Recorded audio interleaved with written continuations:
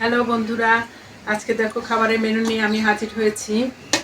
প্রথমেই রয়েছে গরম গরম ধোয়া ওঠা ভাত। দেখো একদম সরু চালের ভাত।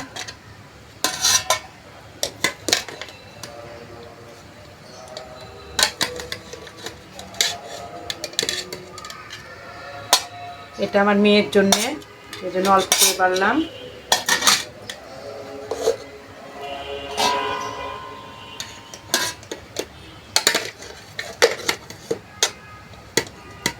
এটাও আমার, এটা আমার ভাত। তারপরে রয়েছে দেখো ভেতো শাক ভাজা, আলু দিয়ে ভেজেছি, আলু আর কাঁচামরিচ, ভেতো শাক ভাজা। তারপরে রয়েছে দেখো লাউ দিয়ে কুমড়ো বড়ি তরকারি। আজকের স্পেশাল মেনু খাসির মাংস। খাসির মাংস দেখো আমি রান্না করেছি, খুব বেশি তেল দিই নাই এবং মাংসটাও তেল ছাড়াই নিয়েছি। দেখো আমি রান্না করেছি, এই রান্নাটা আমি তোমাদেরকে চলো দেখিয়ে আসি আমি কিভাবে খাসির মাংসটা রান্না করেছি। হ্যালো বন্ধুরা, দেখো আমি আজকে কিভাবে খাসির মাংস রান্না করাবো তোমাদেরকে সেটা দেখাবো। আমি কিভাবে ম্যারিনেট করছি খাসির মাংস। প্রথমে আমি এর মধ্যে লবণ দিয়ে দেব। প্রথমে 2 চামচ লবণ দিয়ে দিচ্ছি, তারপরে লাগলে আমি পরে অ্যাড করব আবার লবণ। এরপরে দিয়ে দিচ্ছি হলুদ গুঁড়ো। হলুদ গুঁড়ো 1 চামচ আর অর্ধেক চামচ হলুদ গুঁড়ো দিয়ে দিলাম। জিরে বাটা, আমি সব বাটা মশলা ব্যবহার করি, তোমাদেরকে বলেছি।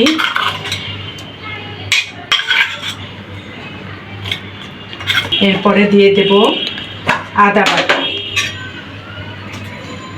আদা বাটা 1 চামচ, 2 চামচ আদা বাটা দিয়ে দিলাম। এরপরে দিয়ে দেব কাঁচা পাকা লঙ্কা বাটা, দেখো দিয়ে দিলাম কাঁচা পাকা লঙ্কা বাটা। এরপরে দিয়ে দেব আমি রসুনগুলো, দেখো একদম মিহি করে বাটি না, একটু থেতিয়ে নিয়েছি শিলনোড়াতে, দিয়ে দিলাম। খাসির মাংসে রসুন একটু বেশি লাগে। এরপরে দেব আমি একটু কাঁচা পেঁয়াজ, একটু কুচানো পেঁয়াজ একটু দিয়ে দিলাম। কয়েকটা গোটা রসুনও আমি ম্যারিনেটের মধ্যে দিয়ে রাখছি, যাতে রসুনগুলোর মধ্যে মশলা ঢুকে যায়। রসুন দিয়ে দিলাম। আর আমি সব সময় মাংস ম্যারিনেট করার সময় সরিষার তেল দিয়ে ম্যারিনেট করি। এই দেখো সরিষার তেল দিয়ে দিচ্ছি, দিয়ে দিলাম। এখন দেখো আমি এটা হাতে ম্যারিনেট করে নেব।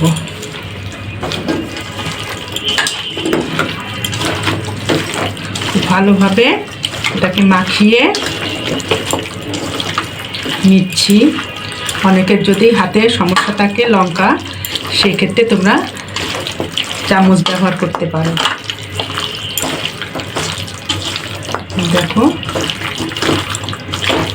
আমি সুন্দর করে ম্যারিনেট করে নিচ্ছি।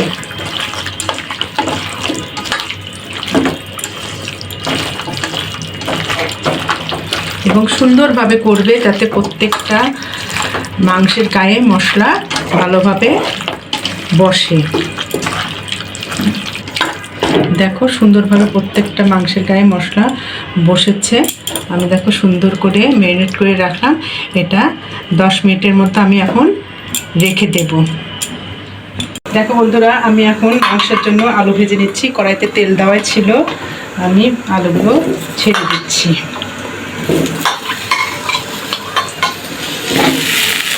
দেখো আলুগুলো ছেড়ে দিলাম। এর মধ্যে আমি সামান্য পরিমাণ লবণ আর হলুদ দিয়ে দেব। এদিকে দেখো ভাত হচ্ছে।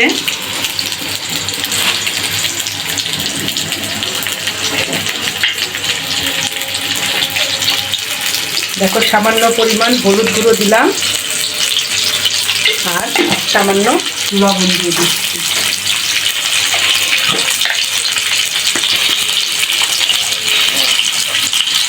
লবণ দিয়ে দিলাম। এখন আলুগুলোকে আমি সুন্দর করে লাল লাল করে ভেজে নেব। দেখো লাল লাল করে ভেজে নেব, এটা একটু লাল লাল হবে ভাজাটা, খুব বেশি না। আমার আলুগুলো ভাজা হয়ে গেছে, আমি এখন আলুগুলোকে আস্তে আস্তে তুলে নেব।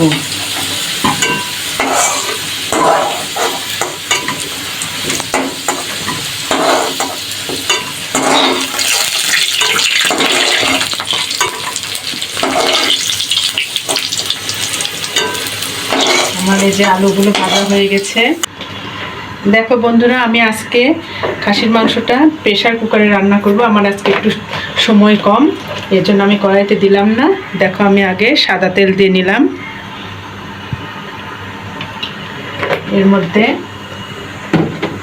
আমি এখন পেঁয়াজটা দিয়ে দেব।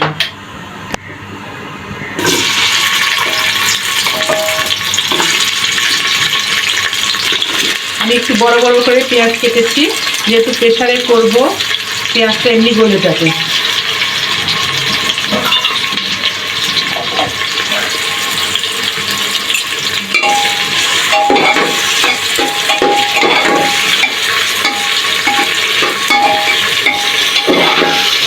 দেখো পেঁয়াজটা একটু লাল লাল হয়ে আসলে আমি মাংসটা ছেড়ে দেবো। দেখো বন্ধুরা, আমার পেঁয়াজটা একটু হয়ে গেছে, একটু ভাজা ভাজা হয়েছে, বেশি দরকার নেই। আমি এখন মাংসগুলোকে ছেড়ে দেব।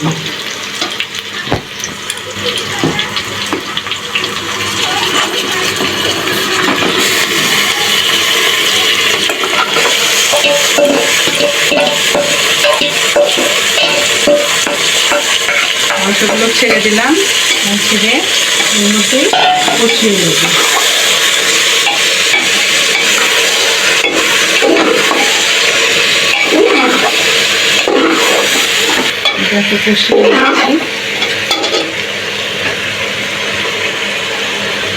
একটু করে নাড়া দিব আর ঢেকে রাখবো।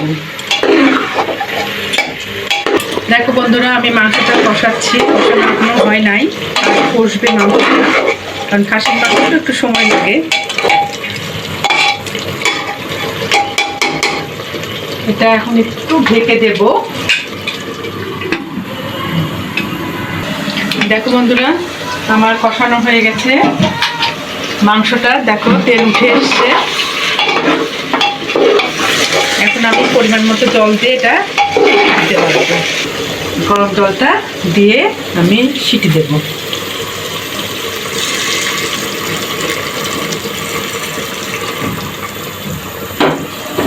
দেখো গরম জল দিয়ে দিলাম।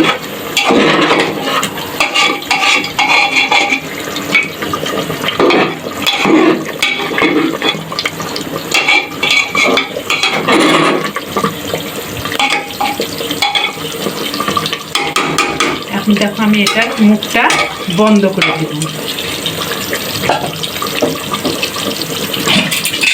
এই দেখো আমি একটু সিটিটা চেক করে নিচ্ছি। এবার আমি এটা দিয়ে দিলাম সিটি ওঠার জন্য। বেশি সিটি দেব না, 3-4টে সিটি দিলেই হয়ে যাবে।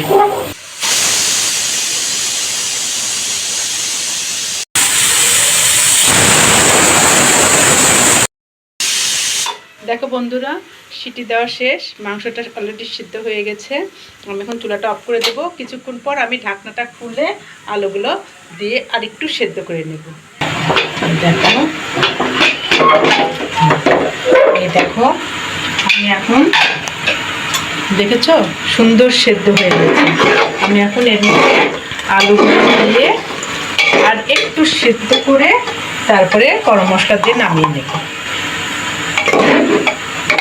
আমি বেশি ঝোল করব না।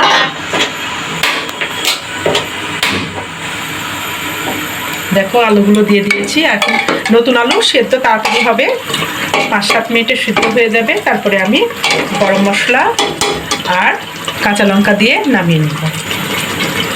দেখো বন্ধুরা, আমার আলু সেদ্ধ হয়ে গেছে। এখন আমি এর মধ্যে গরম মশলা, কয়েকটা কাঁচামরিচ দিয়ে নামিয়ে নেব।